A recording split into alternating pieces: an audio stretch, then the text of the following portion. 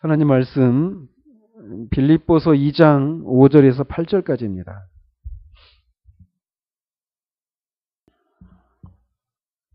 빌립보서 2장 5절에서 8절까지 같이 읽도록 하겠습니다. 시작. 너희 안에 이 마음을 품으라. 곧 그리스도 예수의 마음이니 그는 근본 하나님의 본체시나 하나님과 동등됨을 취할 것으로 여기지 아니하시고 오히려 자기를 비워 종의 형체를 가지사 사람들과 같이 되셨고 사람의 모양으로 나타나사 자기를 낮추시고 죽기까지 복종하셨으니 곧 십자가에 죽으심이라. 아멘. 오늘은 신인교리를 배우도록 하겠습니다.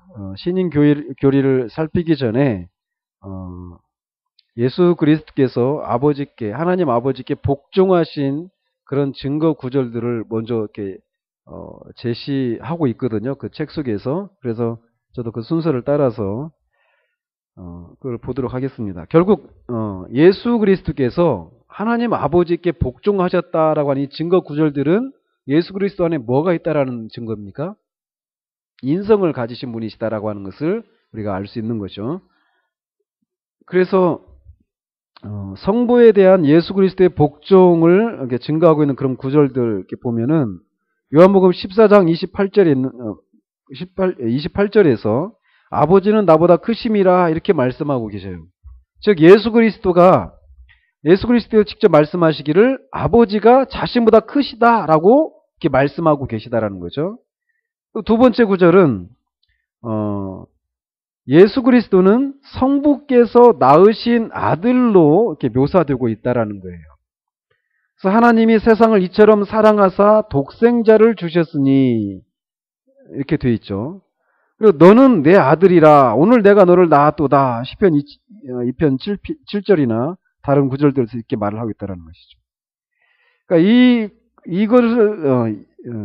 이것을 통해서 그리스도께서 아버지께 복종하셨다라고 하는 것을 알 수 있다는 거고, 세 번째로는 요한복음 6장 57절에 있는 말씀인데 예수 그리스도가 자신이 아버지 때문에 혹은 아버지로 말미암아 산다고 말씀하셨다는 거예요. 그러니까 예수님이 신성을 가지신 하나님이시기 때문에 스스로 계시는 분이시란 말이죠. 신성으로는. 그죠? 그런데도 요한복음 6장 57절에 보면 살아계신 아버지께서 나를 보내심에 내가 아버지로 말미암아 사는 것 같이 나를 먹는 그 사람도 나로 말미암아 살리라 이렇게 말씀하고 계시고, 성육신하신 예수님이 아버지로 말미암아 산다 이렇게 말씀하고 계시다라는 거예요. 이런 구절들이 그런 복종하신 증거 구절이라는 거죠. 그 다음에 네 번째로는 요한복음 8장 29절에 나를 보내신 이가 나와 함께 하시도 이렇게 말씀하고 계시네요. 즉 예수님 자신이 아버지에 의해서 보내심을 받았다라고 말씀하고 계시다는 거죠. 이런 것 속에서 예수님이 하나님 아버지가 예수님보다 더 높은, 그래서 그 하나님께 복종하는 그런 증거 구절이 된다는 거죠. 그 다음에 다섯 번째로는 요한복음 14장 31절에 있는 말씀인데 거기에서 보면 이 계명은 내 아버지께서 받았다라고 말씀하고 계십니다. 즉 그것을 통해서 예수님은 자신이 행해야 할 일들을 아버지로부터 명령받았다라고 말씀하고 계시다는 거죠. 또 여섯 번째로는 예수님은 자신의 모든 권세를 아버지가 주신 것이다라고 말씀하고 있습니다. 그래서 아버지께서 자신 속에 생명이 있음같이 아들에게도 생명을 주어 그 속에 있게 하셨고 또 인자됨으로 말미암아 심판하는 권한을 주셨느니라. 심판하는 권한을 주신 분이 아버지 하나님이라는 거죠. 그리고 또 일곱 번째로는 예수님은 자신이 아버지를 떠나서는 아무것도 할 수 없다라고 말씀하셨다라는 거예요. 요한복음 5장 19절에 내가 진실로 진실로 너희에게 이르노니 아들이 아버지 하시는 일을 보지 않고는 아무것도 스스로 할 수 없다라고 말씀하고 계시다라는 거죠. 그리고 여덟 번째로는 예수님은 사실상 자신이 전하는 그 메시지를 아버지로부터 받았다라고 말씀하고 계시다는 거예요. 그래서 내가 그에게 들은 그것을 세상에 말하노라. 요한복음 8장 26절. 요한복음 8장 28절에서는 내가 스스로 아무것도 하지 아니하고 오직 아버지께서 가르치신 대로 이런 것을 말하는 줄도 알리라. 예수님이 다 이렇게 메시지조차도 하나님 아버지로부터 받아서 전하는 것이다라고 말씀하고 계시다라는 거죠. 그 다음에 9번째로는 예수님은 자신이 행하신 일에 대해서도 같은 말을 하셨다라는 거예요. 가르친 그 메시지뿐만 아니라 행한 일도. 그래서 요한복음 14장 10절에 보면 아버지께서 내 안에 계셔서 그의 일을 하시는 것이라. 또 요한복음 17장 4절에는 아버지께서 내게 하라고 주신 일을 내가 이루어. 일도 아버지가 주셨다라는 거죠. 10번째로는 예수님은 주님의 나라는 아버지가 맡기신 것이다 라고 말씀하셨습니다. 그래서 누가복음 22장 29절에 내 아버지께서 나라를 내게 맡기신 것 같이 나도 너희에게 맡겨. 이런 표현을 하고 계시다라는 거죠. 그 다음에 11번째로는 사도 바울이 고린도전서 15장 24절에서 종말에 예수님이 나라를 아버지께 바치실 것이며 하나님이 만유의 주로서 만유 안에 계시도록 하기 위해서 아버지께 복종하실 것이다 라고 하는 것을 분명하게 얘기하고 있다는 거예요. 두 가지가 더 있는데 12번째로 고린도전서 11장 3절에 보면 하나님 아버지가 그리스도의 머리임을 보여주는 진술이 있다는 거예요. 그래서 거기를 보면 그러나 나는 너희가 알기를 원하노니 각 남자의 머리는 그리스도요 여자의 머리는 남자요 그리스도의 머리는 하나님이시니라. 여자의 머리는 남자, 남자의 머리는 그리스도, 그리스도의 머리는 하나님이시다. 이렇게 분명하게 그 순서를 얘기하고 있다는 거죠. 그 다음 마지막으로 예수님이 우리를 하나님께로 인도하는 것이 자신의 일이자 임무라고 끊임없이 말씀하셨다는 겁니다.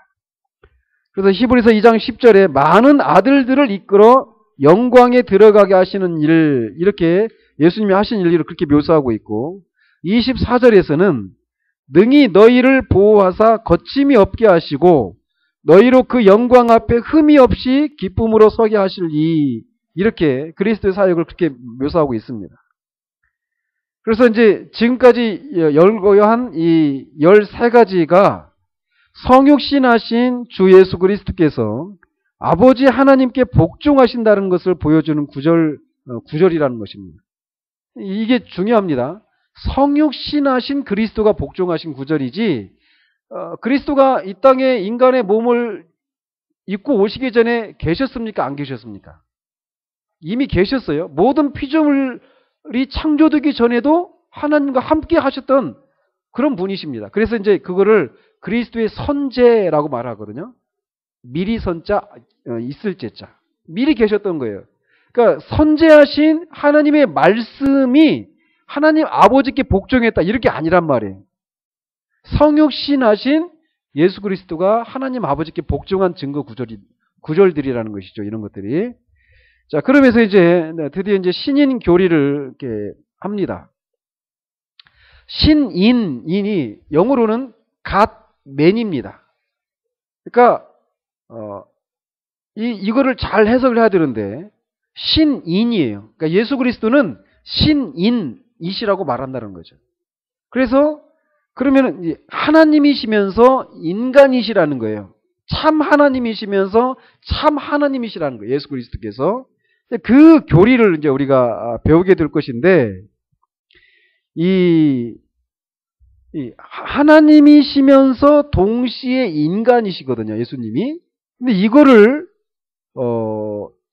우리가 주장해야 되는데 이거를 주장할 때 어떻게 표현하느냐에 따라서 이단이 될 수 있다는 거예요. 성경적인 그런 진술이 안 되고 이단적인 그런 진술이 될 수 있다는 거예요. 그렇기 때문에 이 신인교리, 이 교리를 가지고 기독교 역사 3세기, 4세기에 보면은 5세기까지입니다. 이걸 가지고 끊임없이 교회가 공회의로 모여가지고 이런 것들을 논하는 것들을 이렇게 보게 됩니다. 그러면서 정말 많은 사람들이 막 순교의 피를 흘리기도 하고 이단들을 이렇게 성경의 가르침을 가지고 정죄하기도 하고 하면서 결국은 이제 우리가 뒤에 볼 건데 칼케돈 회의라고 하는 그 회의에서 이 신인 교리에 대한 그런 신조가 이제 생겨나게 됩니다. 거기 칼케돈 회의를 통해 가지고 니키아 회의, 콘스탄티노플 회의, 칼케돈 회의 이런 에베소 공회회 이런 식으로 쭉 제가 지금 순서를 제가 잊어버렸어요. 연도까지 다 외웠었는데 지금 잊어버렸는데 아무튼 그 세기들 동안에 수없이 많은 그런 신학자들이 이 신인 교리를 어떻게 진술하는 것이 맞는 것인지 이 문제 가지고 그렇게 논쟁을 하면서 많은 순교의 피를 흘리고 지금 우리가 이제 고백하게 되는 그 신랑 고백을 우리가 우리 손에 쥘 수 있게 되었다라는 것이에요. 근데 이제 놀라운 건 뭐냐?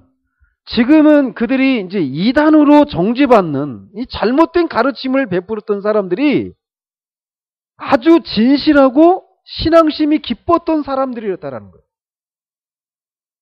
아주 진실하고 신앙심이 깊었던 사람들인데 잘못된 가르침으로 빠져들게 된 거예요. 그 과정 속에 대부분 어떤 것 때문에 그러느냐? 우리의 이성으로 납득이 안 되는 거예요. 이성으로. 그래서 그거를 우리가 이해할 수 없는 방식으로 설명을 하려고 하다 보니까 잘못된 대로 가게 되는 일들이 교회 역사 가운데 있었다라는 거예요. 자, 그렇기 때문에 우리가 이 교리가 어떻게 보면은 우리의 신앙에 막 직접적으로 연관이 없는 것처럼 느껴지고 사실 없는 게 아니거든요. 근데 직접적으로 연관이 없는 것처럼 느껴지고 또 이 교리가 어렵습니다. 그러니까 뭐 이런 것에 대해서 막 그렇게 관심을 가질 만한 그런 시간도 없고 나는 그런 지적인 능력도 없습니다. 이렇게 말을 하는 거는 우리가 굉장히 이렇게 무지하거나 아니면 대단히 위험한 가운데 처해 있다라고 말할 수 있다라는 거예요. 왜? 신앙교회 역사가 그걸 우리에게 보여주고 있다라는 것이죠. 이 수많은 그 오랜 시간 동안 많은 사람들이 이 교리를 바르게 세우는데 그렇게 자신의 인생을 헌신했던 그런 것들, 그거 보면서 나는 그렇게 할 필요가 없다 이렇게 말해서는 안 된다라는 거예요. 그리고 아주 신앙심이 깊고 이렇게 진실했던 사람들이 잘못된 가르침으로 빠져들어갔던 이런 것들을 우리가 경계하면서 이 교리를 바르게 이해하려고 하는 그런 노력들이 우리 가운데 필요하다라는 것입니다. 그래서 실제적으로 신약 성경에서 보면은 우리가 요한일서를 지금 보고 있잖아요. 그래서 거기서도 보면 저 그리스도가 나오잖아요. 그죠? 이미 그 당시에도 이런 이 그리스도의 그런 인격에 대한 잘못된 이해를 하는 사람들이 생겨났었고 그리스도의 인격에 대한 그 이해를 어떻게 하느냐에 따라서 이단이 될 수도 있고 아닐 수도 있는 이러한 치명적인 그런 교리가 신인 교리라는 것입니다. 따라서 우리는 그리스도의 인격에 대한 교리 이것에 대해서 우리가 정통해야 하는데 이제 우리가 살펴보려고 하는 이 내용들 이제 살펴보면 우리가 피해야 할 위험에 대해서 먼저 다루도록 하겠습니다. 저는 이렇게 개인적인 그런 고백을 이렇게 드리면 우리가 말씀드렸잖아요. 예수님을 믿는다라고 말할 때는 두 가지 측면이 있다고 그랬죠. 하나는 예수 그리스도의 뭘 믿는다라는 거죠? 인격. 예수 그리스도의 인격을 믿는다라는 겁니다. 또 한 측면은 뭡니까? 예수 그리스도의 사역이에요. 그러니까 예수 믿어요 이렇게 말을 한 예수 믿고 구원받아서 이렇게 복음을 간단하게 전할 때 이렇게 얘기하잖아요. 예수님을 믿는다라고 말할 때는 그 두 가지 측면이 있다라는 것이죠. 예수님의 인격을 믿는 거예요. 예수님의 인격을 믿는다라는 얘기 뭐냐? 예수님이 하나님의 아들이시라는 거예요. 인간이셨던 나사렛의 그 목수였던 십자가에 죽었던 그 인간이 인간만이 아니라 하나님의 아들이시다라는 거예요. 그걸 믿는 겁니다. 그래서 인격 그리고 그가 하신 일 이게 그리스도의 사역입니다. 이 두 가지를 믿는 거예요. 근데 저는 개인적으로 보면은 그리스도의 인격에 대해서 지금 우리가 살펴볼 내용이 그리스도의 인격에 해당되는 겁니다. 이게. 근데 그리스도의 인격에 대해서보다도 그리스도의 사역을 중점적으로 공부하고 했던, 관심을 가지고 했던 거라고 이렇게 보여져요. 아마 여러분들도 비슷할 거라고 봐요. 그죠? 그래서 예수 그리스도께서 십자가에서 이루신 일이 어떤 의미가 있는가, 부활이 어떤 의미가 있는가, 승천이 어떤 의미가 있는가, 거듭나는 게 뭔가, 회심하는 게 뭔가, 의롭게 여겨진다는 거 하는 것이 뭔가, 이런 것들이 대부분 우리들의 관심 사항이었다는 것이죠. 근데 그리스도의 그 사역이, 이제 앞으로 우리가 그리스도의 사역을 살펴볼 거예요. 근데 그런 그리스도의 사역이 가능할 수 있었던 것이 뭐냐면, 그리스도가 이런 인격을 가지신 분이시기 때문에 그리스도의 사역이 가능한 거예요. 근데 저도 그렇고 그리스도의 그 사역, 인격에 대해서 우리가 잘 모른다. 제 개인적인 그런 고백은, 그러니까 제가 요즘 그 존 오웬의 이 그리스도의 인격과 관련해 가지고 이렇게 두 권의 책을 읽고 있거든요. 그리스도의 영광이라는 책과 뭐 개혁주의 기독론 이렇게 번역이 됐는데, 이 두 책을 지금 이렇게 읽고 있습니다. 근데 다 뭐냐? 한 인격 안에 두 본성이잖아요. 신성과 인성. 그죠? 한 인격 안에 두 본성이 어떤 방식으로 이루어져 있는가, 연합을 이루고 있는가, 이 내용인데, 그 인격 속에 있는 그 아름다움, 탁월함, 영광, 이것을 이제 다룬 책들이에요. 그 두 책이. 그런데 존 오웬이라고 하는 분이 쓴 책이거든요. 그리스도의 영광이라는 책이. 근데 그 책이 그분이 마지막으로 쓴 책으로 제가 알고 있어요. 한번 보세요. 어떤 사람이 마지막으로 자신이 이제 그때 막 그 천식을 앓고 있다가 결국 그것 때문에 죽거든요. 근데 그 죽음을 앞두고 있는 사람이 마지막으로 쓴 책이에요. 그럼 마지막으로 쓸 때는 그래도 지금까지 신앙에서 가장 핵심적이고 가장 중요한 내용을 쓰지 않겠어요? 그렇겠죠? 그 책이 바로 그런 책이라는 거예요. 근데 그 책에서 말하고 있는 내용이 뭐냐? 바로 이 내용이라는 거예요. 이 내용. 미리 제가 여러분들에게 도전을 던지면, 그리스도의 그 위격 속에 한 인격 안에 신성과 인성이 연합을 이루고 있다라고 하는 것 속에서 나타나는 그 영광에 대해서 우리가 얼마나 많이 알고 있는가, 또는 그거를 알고자 하는 그런 열망이 우리 가운데 얼마나 많은가라는 거예요. 저는 이번 주에도 이렇게 하나님 앞에 기도하면서 그런 부분을 가지고 하나님 앞에 회개를 했습니다. 그러니까 존 오웬은 말하기를, 이 땅을 지나는 성도들에게 있어서 가장 큰 특권과 영광이 뭐냐라고 말하면, 믿음으로, 이 땅을 지날 때는 믿음으로 그리스도의 위격 속에 담겨 있는 그 영광을 바라보는 것이라는 거예요. 그러니까 믿음으로 그 그리스도의 위격 안에 담겨 있는 그 영광을 바라보는 것을 통해서 우리가 그 그리스도를 닮아가는 것이라는 겁니다. 그게 이 땅을 지나는 성도들에게 있어서 가장 큰 위안이고 소망이고 특권이고 영광이라는 거예요. 그리고 죽은 다음에 우리가 누리게 될 가장 큰 특권과 영광은 뭐냐? 눈으로 보는 것이라는 겁니다. 눈으로 그 그리스도의 위격 안에 담겨 있는 그 영광의 탁월하심들을 우리가 보고 우리가 그처럼 되는 것이라는 거예요. 그게 신앙의 전부라는 겁니다. 이 땅에서는 믿음으로 그리스도의 위격 속에 담겨 있는 그 영광을 바라보다가 소망하다가 죽어서는 직접 눈으로 바라보고 우리가 그처럼 되는 것이라는 거예요. 이게 신앙의 전부라는 거죠. 근데 저도 솔직한 저의 고백이 그래요. 이 내용을 잘 모른다라는 거예요. 그래서 하나님 앞에 회개했어요. 너무 무지하다라는 거. 제가 너무 무지하고, 그리스도의 사역이 가능한 것은 그리스도가 이런 인격을 가지셨기 때문에 그 사역이 가능했는데, 그 인격에 담겨있는 그 영광스러움들, 아름다움들, 이 가치를 제대로 알아보지를 못했다라는 거예요. 그러니까 그런 무지함들, 그런 것을 통해서 그 영광이 담겨 있는데 그것을 온전하게 인정하지 못했던 그런 것들에 대해서 회개를 하게 되었다라는 거죠. 제 자신이. 그러면서 한켠에는 소망이 막 생기는 거예요.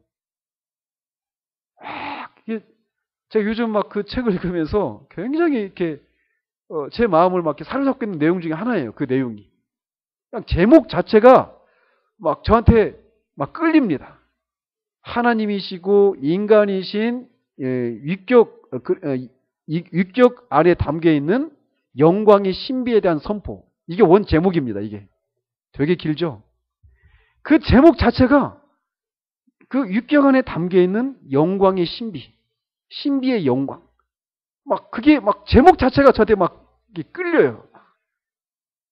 알고 싶어.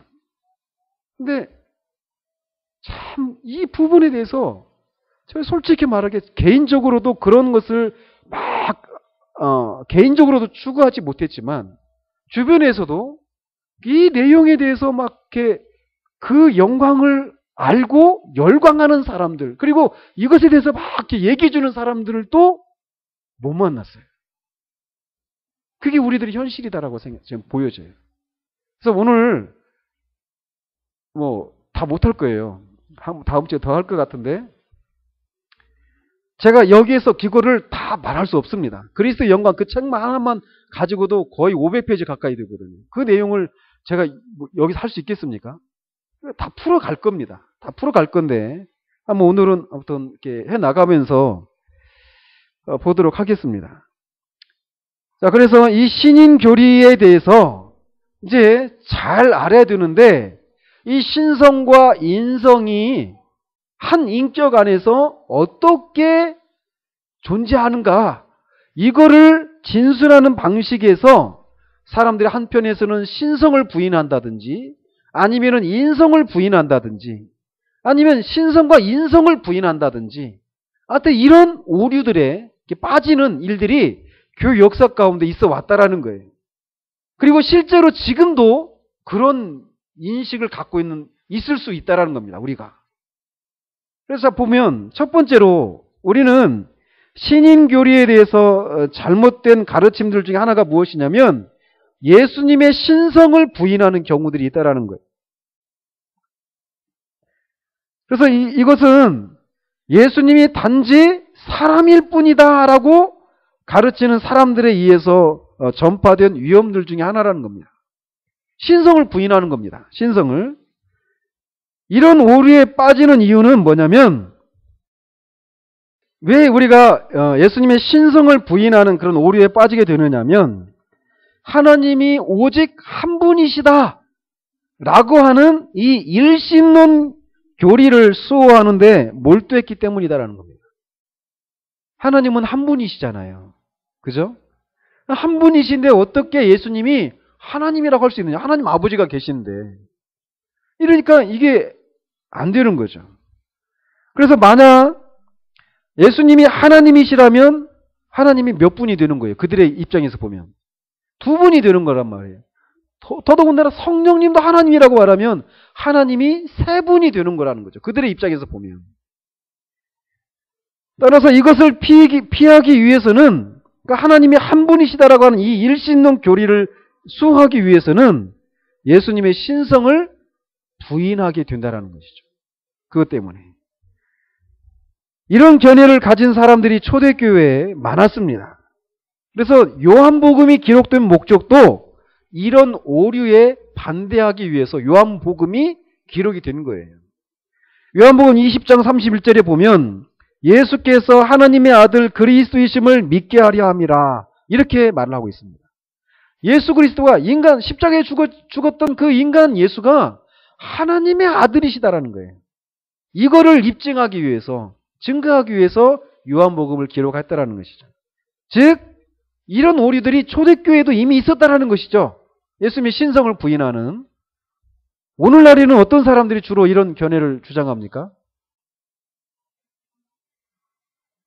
유대인들도 그렇죠. 유대인들도 예수님의 신성을 부인하죠. 뭐 이슬람교도 마찬가지고. 그런 사람들 통틀어서 뭐라고 말을 하냐면 유니테리언이라고 말을 합니다. 유니테리언. 유니는 하나라는 말이에요. 그래서 유니테리언, 이건 이제 일신론자를 말하는 겁니다. 우리는 트리니테리언 이렇게 말을 합니다. 삼위일체론자들이라고 말하거든요. 여호와의 증인도 그런 부류의 한 부류죠. 예수님의 신성을 부인하는 부류란 말이죠. 이런 식으로 예수님의 신성을 부인하는 잘못들이 있었는데 이런 오류를 우리가 범해서는 안 된다라는 겁니다. 또 하나는 뭐냐? 반대로 그리스도의 인성을 부인하는 그런 오류에 빠질 수가 있습니다. 그래서 이것을 부인하는 방식이 크게 여러 가지로 나타납니다. 예수님의 인성을 부인하는 그런 것이. 그래서 우리가 지금 요한 1서를 살피면서 그 영지주의자들도 예수님의 인성을 부인하는 사람들이란 말이에요. 그죠? 그래서 이 영지주의자들도 그룹이 여러 그룹입니다. 그래서 인성을 부인하는 방식도 여러 가지예요. 예를 들어서 예수님이 사람인데 요한에게 세례를 받을 때 영원하신 그리스도가 그에게 들어갔다가 살다가 십자가에 달릴 때 영원하신 그리스도는 빠져나가고 인간 예수만 십자가에 죽었다라는 거예요. 그렇게 되면 어떤 일들이 일어날까요? 우리 구원과 관련해 가지고 예수님의 구원이, 십자가의 죽음이 무한한 효력이 발생할까요? 발생하지 않을까요? 발생하지 않게 된단 말이죠. 뒤에 이제 왜 우리가 신성과 인성이 필요한지 이 뒤에는 이것은 뒤에 가서 말씀드리도록 하고요. 어쨌건 인성을 부인하는 사람들은 그런 식으로 인성을 부인한다라는 겁니다. 또 어떤 사람들은 예수 그리스도의 몸을 구약에도 보면은 천사들이 사람의 몸을 입고 나오잖아요. 근데 그 몸이 우리와 같은 몸일까요? 그리스도가 취한 몸일까요? 아닙니다. 그때 그 몸은 어떤 일시적인 그런 사람의 모양으로 취한 그런 몸에 불과했다라는 거예요. 근데 구약에서 그렇게 했던 것처럼 그런 몸을 취하고 천사들이 언약의 사자가 누구라고 그랬죠? 예수님입니다. 이미 언약의 사자로 구약에서도 예수님이 이 땅에 오셨어요. 그러나 우리가 알고 있는 성육신, 우리와 똑같은 죄가 없는 인성을 취하신 그런 방식으로 오시지 않았단 말이죠. 그런데 그랬던 것처럼 예수님도 그런 인성을 취했다라고 하면서 예수 그리스도의 인성을 부인합니다. 그래서 요한 1서가 기록된 목적이 바로 이거예요. 인성을 부인하는 사람들의 그 오류에 반박하기 위해서 요한 1서가 기록이 되었다라는 겁니다. 그래서 우리가 나중에 살펴보겠지만 요한은 그 성령을 구분하는 기준에 대해서 이렇게 얘기를 해요. 예수 그리스도께서 육체로 오신 것을 시인하는 영마다 하나님께 속한 것이요, 예수를 시인하지 아니하는 영마다 하나님께 속한 것이 아니다라고 말합니다. 그 사람이 성령을 체험했는지, 성령님이 그 안에 있는지 없는지 이걸 확인하는 기준이 뭐냐? 영적인 체험을 했어요. 내가 영을 경험했다, 영을 소유했다, 이렇게 말을 하는데 그게 진짜 성령이냐 아니냐의 차이가 뭐냐? 예수께서 육체로 오신 것을 시인하느냐 시인하지 않느냐, 이것을 가지고 그 사람이 성령을 소유했는가 소유하지 않았는가, 이것을 알 수 있다는 것이죠. 아무튼 이런 식으로 인성을 부인하는 한 부류가 있습니다. 또 한 부류는 어떤 사람들이냐면 세 번째 부류는 인성과 신성의 완전성을 부정한 오류와 이단들입니다. 그러니까 신성과 인성을 어느 정도로 인정하지만 완전한 신성, 완전한 인성, 이거를 부정하는 오류와 이단들이에요. 그래서 교회사 초기에 아리우스라고 하는 그런 장로가 있었습니다. 그 아리우스라고 하는 장로가 있었는데 그 아리우스가 이런 것을 주장을 한 거예요. 신성의 실체를 부인했습니다. 그래서 그가 주장한 게 뭐냐면 그들은 말씀, 즉 그리스도는 모든 피조물 중 첫째이며 최고의 존재라고 말을 했습니다. 그래서 골로새서 1장 15절에 보면 이들이 그 주장하는 구절이 그거거든요. 모든 피조물 중에 처음 난 자라고 말을 하거든요. 그래서 그리스도가 이렇게 모든 피조물 중에 첫째이고 최고의 존재라고 인정을 합니다. 그런데 그 그리스도는 하나님도 아니고 사람도 아닌 그런 존재였다라고 말을 하는 거예요. 그러니까 신성과 인성, 완전한 신성, 완전한 인성을 부인하는 겁니다. 그래서 그는 하나님과 사람의 중간에 있는 하나님이 창조하신 피조물 중 첫째이자 최고의 존재다라고 이렇게 주장을 했다라는 거예요. 그러니까 그 그리스도는 그러면 영원한 존재입니까? 아닙니까? 아니죠. 그리스도가 없었던 적도 있다라고 하는 것이죠. 그들의 입장에서 보면. 성경을 반대하고 있는 것이죠. 또 어떤 사람들은 이런 식으로 아리우스주의자들은 그리스도의 신성을 부인하는 거예요. 그리스도가 피조물보다 먼저 낳고 최고의 존재이지만 하나님도 아니고 인간도 아닌 그런 존재다라고 말을 한다는 것이죠. 그리고 또 어떤 사람들은 인성의 완전성을 부인했는데 그리스도가 몸과 동물적인 혼을 가지고 있었지만 그의 정신과 영은 사람의 것이 아니었다라고 가르친다라는 거예요. 자, 그리스도께서 신이신 그리스도께서 인성을 취했잖아요. 그때 그 인성을 취했다는 인성이 어떻게 구성되어 있다고요? 뭐와 뭐로? 몸과 영혼입니다. 그때 말하는 몸과 영혼은 우리와 같은 몸과 영혼입니다. 다만 죄가 없는, 여기서 말할 때 죄가 없는이 어떤 의미라고요? 죄를 짓지 않을 수 있는 상태입니까? 아니면 죄를 지을 수 없는 상태입니까? 지을 수 없는이에요. 잘 알고 계십니다. 예, 그런 몸과 영혼을 취하셨다라는 거예요. 이게 성경의 입장인데 이들은 몸과 영혼이 동물적인 혼을 가지고 있었다라는 거예요. 그리스도께서. 그래서 정신과 영은 사람의 것이 아니었다 이렇게 말을 하는 사람이 있다라는 것이죠. 그래서 그들은 그리스도는 일부만 사람이었다 이렇게 말을 한다라는 거예요. 인성의 완전성을 그들은 부인하고 있는 것입니다. 이것도 잘못된 것이라는 거죠. 그리고 마지막으로 예수 그리스도의 위격의 단일성을 부인하는 무리들이 있었습니다.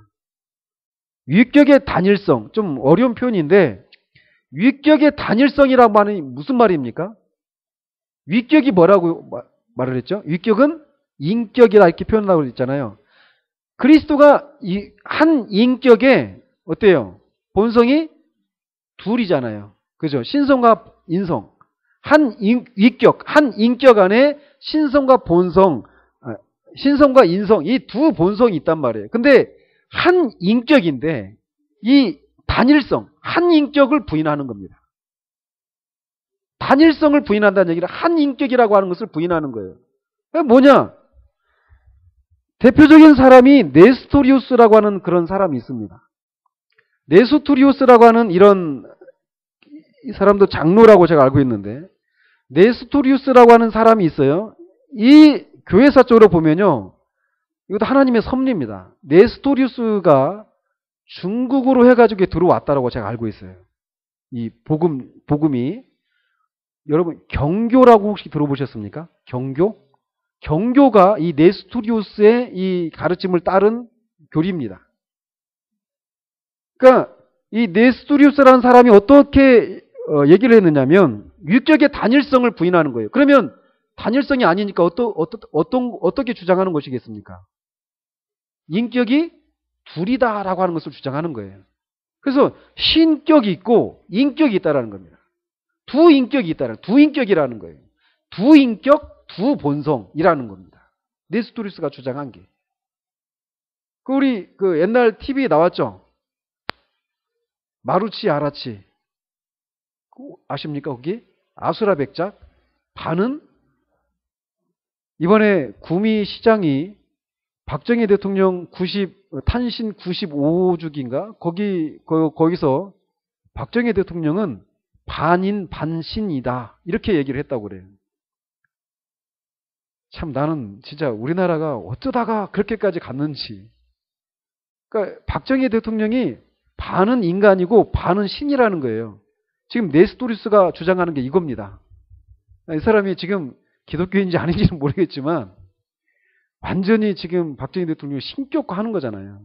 김일성도 그렇게 얘기했거든요. 참나 정신이 없습니다. 근데 네스토리우스가 그렇게 주장하는 거예요. 두 인격, 두 본성을 가진 두 인격이라는 거예요. 그러면은 여기에서 따라 나오는 많은 이제 질문들이 생겨나게 되는 거예요. 그 내용들을 다루려고 하면은 시간이 오래 걸립니다. 근데 어쨌건 그들이 주장했던 게 그런 것이었다라는 것이죠. 그래서 이들은 예수님이 인격적인 하나님이자 인격적인 사람이었다라고 주장하는 거예요. 이 맞습니까? 뭐가 틀리죠? 인격적인 하나님이다. 이건 맞지만 인격적인 사람이 아니죠. 그래서 예수님이 취하신 인성을 뭐라고 표현한다고 그랬죠? 기억하실지? 인격을 취한 것이 아니라 인성을 취했단 말이에요. 그래서 무인격적 인성을 취했다 이렇게 표현한다고 그랬잖아요. 그죠? 자, 그리고 아무튼 이렇게 그리스도의 위격의 단일성을 부인하는 무리가 있었어요. 이 네스토리우스가 그런 사람이고, 또 이제 어떤 사람은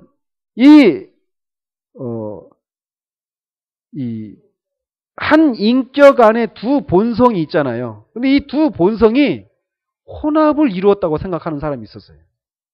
그래서 신성도 아니고 인성도 아닌 제3의 어떤 본성을 한 인격 안에 가지고 계셨다라고 얘기를 하는 거예요. 왜 그럴까요? 한 인격 안에는 인간이면 인성만 가지고 있어야 되는 거예요. 그죠? 신성이면, 신이면 신성만 가지고 있어야 돼요. 그게 이성적이고 합리적인 생각이란 말이죠. 근데 이 유티키스라고 하는 사람이 이걸 주장했는데, 이 유티키스라고 하는 사람은 그 생각에 충실한 거예요. 그리스도가 한 인격인데, 그러면 그 안에도 본성이 두 개가 있을 수가 없다. 하나여야 한다. 그러면 신성과 인성이 있는데 이게 어떻게 되는가? 혼합이 되었다라는 거예요. 신성과 인성이 하나가 되어서 어떤 제3의 본성을 가지고 있다는 겁니다. 그리스도에게 해당되는 어떤 본성을 가지고 있다는 거예요. 어때요 이게 생각이? 황당한 생각이 아니죠? 아주 합리적인 생각입니다. 그러나 성경적인 입장이 아니라는 거예요. 여러분들 중에도 이런 생각을 하고 있을지 몰라요. 그래서 일부는 신적이고 일부는 인간적인 새로운 본성 이런 식으로 가지고 계실 거예요. 이렇게 말하는데 그게 아니라는 거예요. 완전한 본성, 완전한 인성, 완전한 신성을 가지고 있다는 겁니다. 그래서 성경은 예수 그리스도는 한 인격의 두 본성을 지니신 분이라고 말을 합니다. 아까도 언급해드린 것처럼 451년에 칼케돈이라고 하는 지역에서 만들어진 그 신경이 있습니다. 칼케돈, 거기는 성명사로 이렇게 번역을 했던데, 우리는 이제 칼케돈 신조라고 해가지고 이렇게 학교에서는 배웠거든요. 그 칼케돈 신조라고 하는 거, 신경이 이제 거기서 만들어지는 겁니다. 여러분들 한번 보시면서 이 문장 한 문장이 앞에서 제가 말씀드린 그 내용들을 반박하기 위해서 지금 쓰고 있는 거거든요. 왜 그럴까요? 왜 반박하는 정도에서 머무를까요? 이 신비를 우리가 다 글로 쓸 수 없는 그런 신비의 영역이기 때문에 반박하는 정도로 쓰고 있는 거예요. 자, 그렇다면 한번 제가 읽어드릴게요. 잘 들어보십시오. 우리 주님은 참 하나님이자 참 사람으로서 온당한 영혼과 육체를 가지고 계시며, 왜 이 표현을 썼을까요? 아까 말씀드린 것처럼 아리우스자들이 신성의 일부를 부인하는 겁니다. 그죠? 어떤 사람들은 인성의 일부를, 완전한 인성이 아니라 동물적인 몸과 혼을 가졌다. 그 정신과 그 영혼은 인간의 그런 정신과 영혼을 갖지 않았다. 이렇게 말하는 사람이 있다는 거예요. 그렇지 않다라는 겁니다. 온당한 영혼과 육체를 가지고 계시다라는 거예요. 그리고 신성에 있어서는 성부와 동질이시고, 이것도 아리우스자들을 지금 공격하는 표현이죠. 신성에 있어서는 성부와 동질이십니다. 그리고 인성에 있어서는 우리와 동질이시라는 거예요. 완전한 신성, 완전한 인성을 이런 식으로 표현하고 있는 것입니다. 그는 모든 일에 우리와 한결같으시되 죄는 없으시다. 신성을 따라서는 만세전에 하나님 아버지에게서 나셨으며, 자, 이것도 어때요? 만세전에 영원 속에서 하나님께 났다라는 거예요. 근데 하나님께 났다라고 말할 때 우리는 한 존재가 누구에게서 났다 하면 어떤 개념이 벌써 들어갑니까? 나중에 난 자가 뒤에 시간적으로 뒤다 이런 개념이 있잖아요. 왜 그럴까요? 우리가 시간에 공간의 제약을 받는 그런 존재이기 때문에 그렇게 인식을 하는 거예요. 그래서 골로새서 1장 15절에 있는 것처럼 그리스도는 모든 피조물보다 먼저 나신 자다라고 할 때 그 나셨다라고 한 표현이 프로토쿠스라고 하는 그런 헬라어입니다. 영어로는 비같은이라고 하는 그런 용어를 쓰거든요. 용어를 비같은이라고 하는 용어를. 근데 그 말은 영원 속에서의 남을 말하는 거예요. 영원 속에서. 사실 이거를 우리가 영원이라고 하는 개념을 하루살이가 내일 놀자 하니까 하루살이가 내일이 뭐야? 이렇게 물어보잖아요.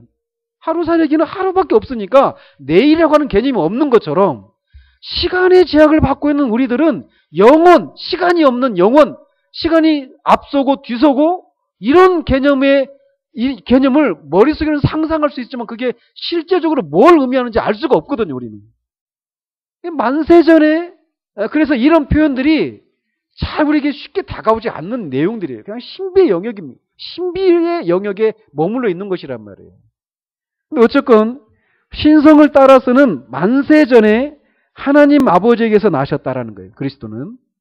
그리고 인성을 따라서는 이 모든 날 마지막에 우리와 우리의 구원을 위해 하나님의 어머니인 마리아에게서 나셨다.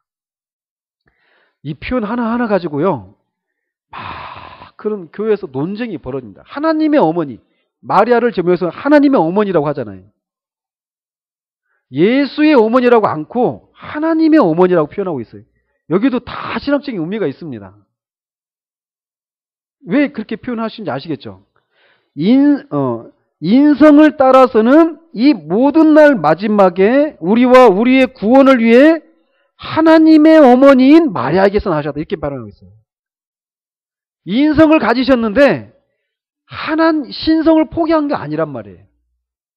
이런 표현 하나가 다 그런 신학적인 의미가 다 담겨 있는 겁니다. 그는 한 분이신 그리스도요. 아들이시요 주님이시요 독생자이시다. 한 분이라고 말하잖아요. 한 분. 그죠? 그러니까 그리고 그는 혼합되지도 않고 뭐가 신성과 인성이 혼합되지 않았다. 이게 뭘 말하는 겁니까? 아까 유티케스는 이 두 본성이 혼합돼 가지고 제3의 어떤 본성이 되었다라고 말하잖아요. 그게 아니라는 거예요. 혼합되지 않았다라는 거예요. 그리고 변하지도 않고 신성과 인성이 영원토록 변하지 않습니다. 그리고 나누어지지도 않는 이게 뭘까요? 뭘 말하려고 하는 걸까요? 아까 네스토리우스가 어떻게 말을 했어요? 신성과 인성이 따로따로 있다라고 하잖아요. 나누어지지 않았다라는 얘기는 뭡니까? 연합이 되어 있다는 거예요. 연합이 되어 있지만 혼합은 되어 있지 않았다는 거예요. 이 말이 굉장히 미묘한 차이 하나하나가 다 의미가 있습니다. 그 속에. 그래서 우리가 이대로 받아야 돼요. 그래서 변하지도 않고 나누어지지도 않는 두 본성을 가지신 분이시다. 연합으로 인해서 두 본성의 구분이 사라지는 것은 결코 아니며 연합이 되어 있는데 구분이 되어 있다는 거예요. 신성과 인성으로. 그러나 분리되어 있지는 않아요. 이 차이 아시겠습니까? 이해가 됩니까? 이해가 안 돼요. 이게 뭘로도 이해가 안 됩니다. 구분이 되는 것은 결코 그죠? 구분이 사라지는 것은 결코 아니며 오히려 한 인격은 다른 말로 한 위격 또는 한 존재 이렇게 말할 수 있습니다. 한 인격, 한 존재 안에서 각각의 본성이 보존된 채로 동시에 존재하고 있다라는 겁니다. 두 본성을 분할되거나 두 인격으로 나누어지는 것이 아니라 오직 한 분이며 동일하신 아들, 독생자, 하나님, 말씀, 주 예수 그리스도가 계실 뿐이다. 이게 지금 제가 읽어드리니까 충분히 이게 막 우리에게 예배의 심령을 불어일으키지 못하는데 이 문장 하나하나가 뭘 의미하는지를 아는 지식이 우리가 깊어지면 깊어질수록 여기에서 어떤 게 이렇게 솟구쳐 나오느냐면 예배의 심령이 솟구쳐 나오기 마련이에요. 그때 우리 하나님의 하나님과의 교제가 신앙의 궁극이다 이렇게 하면서 살폈던 중에 예배를 통해서 우리가 하나님과 교제를 나눈다라고 말씀드렸잖아요. 예배에는 어떤 요소가 있다라고 말씀드렸습니까? 이것과 관련해가 지금 제가 뭘 하려고 하는지 무슨 말을 하려고 하는 것 같습니까? 예배에는 어떤 요소? 신비의 요소가 있다라고 말씀드렸어요. 예배는 신비의 요소가 있습니다.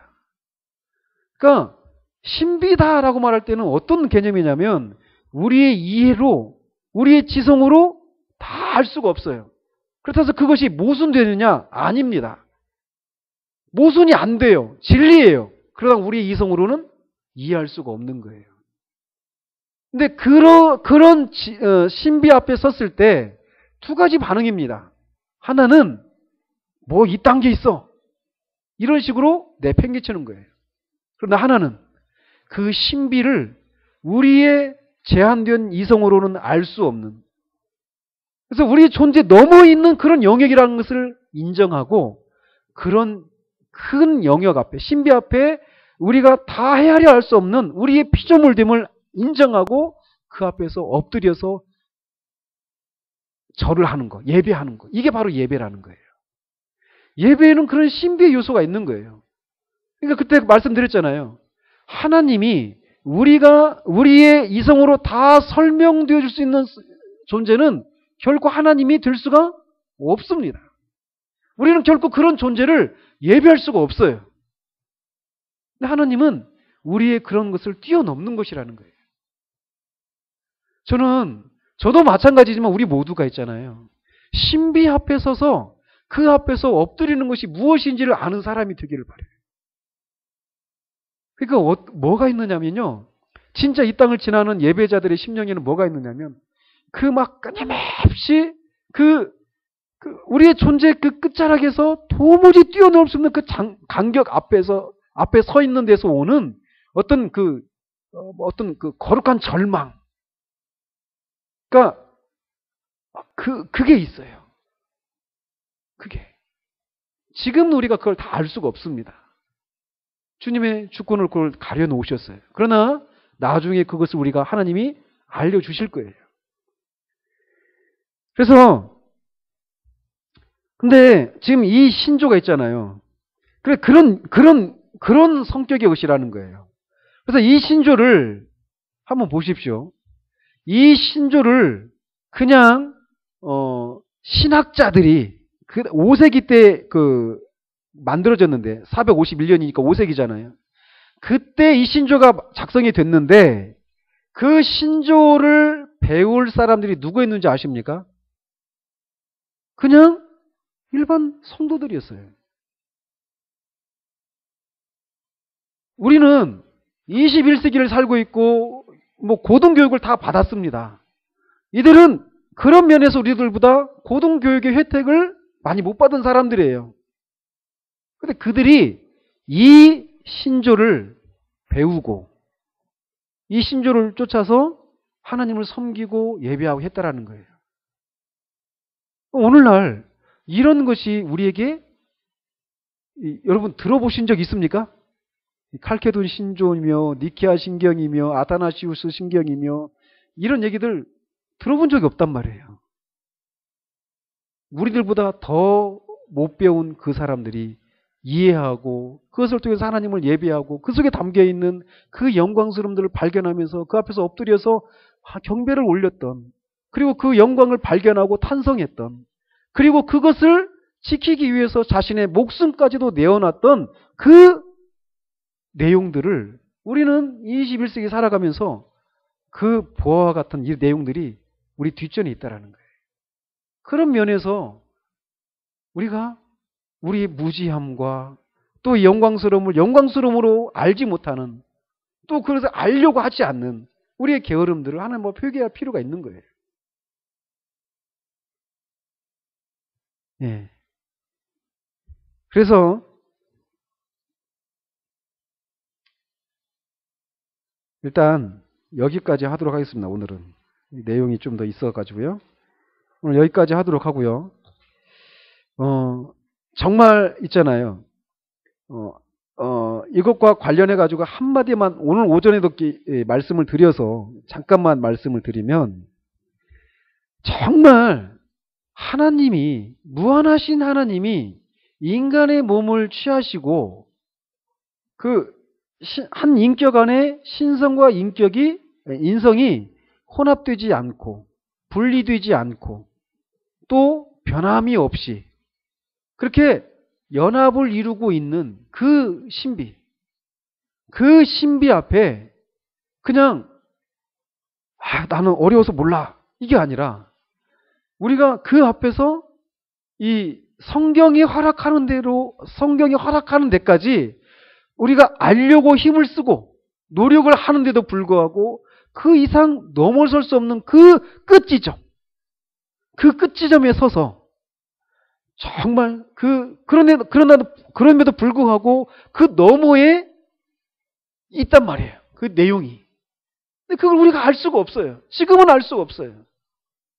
그런데 그 신비 앞에서 정말 하나님의 하나님 되심을 인정하고 우리의 피조물됨을 인정할 때 거기에서 우리가 예배의 심령이 터져 나오는 거고, 그렇기 때문에 우리가 이런 진리를 앞에 이렇게 둘 때마다 뭘 보느냐면, 나는 피조물이구나. 나는 나는 피조물이고 하나님만 하나님이시구나. 이 사실을 인정하면서 그 앞에서 겸비하게 엎드리는 것. 이것이 이런 것을 통해서 우리가 깨닫게 되는 것 중에 하나입니다. 우리에게 그게 있기를 바라요. 그렇게 될 때 있잖아요. 아까도 우리가 그 점심 먹고 잠깐 막 이런 권사님 살아오신 얘기도 나누고 나눴잖아요. 우리가 그거를 알게 될 때 잠잠해지는 거예요. 하나님의 하나님 되심을 인정하고 우리의 우리됨을 인정할 때, 그것을 인정하게 될 때 우리 안에서 일어나는 그 모든 소요와 그런 것들이 잠잠해집니다. 근데 그렇지 못한 우리들의 모습을 보면서 우리가 어떻게 되느냐면, 그게 마땅히 우리가 가야 될 지점인데 그렇게 가지 못하는, 그리고 그런 것을 통해서 하나님을 완전히 하나님으로 인정하지 못하고 있는 우리들의 안에 남아있는 그 하나님을 하나님으로 온전히 인정하지 않으려고 하는 그 죄악들, 이것들이 완전히 우리 가운데서 사라져서 정말 우리가 잠잠히 하나님이 정말 하나님이십니다라면서 하나님을 인정하는 그날이 속히 오기를 사모하는 마음들이 이런 신비 앞에 섰을 때마다 우리에게서 일어나야 될 것들이라는 거예요. 정말 저는 우리가 진짜 예배가 무엇인지를 아는 사람들이 되기를 바라요.